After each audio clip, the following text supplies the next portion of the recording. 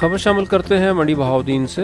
Additional director livestock doctor Mohammad Mumtaz Baig की ज़ेर निगरानी deputy director livestock field inspector tehsil Mandi Bahauddin doctor Ziaullah Gondal ने अपनी टीम के हमरा ज़िला मंडी बहाउद्दीन में 3 एनिमल्स फीड मिल्स समेत मुख्तलिफ डीलर्स से मजमूई तौर पर 50 खल वंडा और चोखर के सैंपल लेकर क्वालिटी चेकिंग के लिए मुतल्लिका लेबॉर्ट्री भिजवा दिए हैं। उन्होंने वाज़ेह किया कि बगैर रजिस्ट्रेशन के खल वंडे की तैयारी, स्टोरेज और सेल गैर कानूनी है। अगर कोई दुकानदार बगैर लाइसेंस के कारोबार या नॉन रजिस्टर्ड वंडा सेल करेगा, इसकी दुकान सील करके कानूनी कार्रवाई अमल में लाई जाएगी।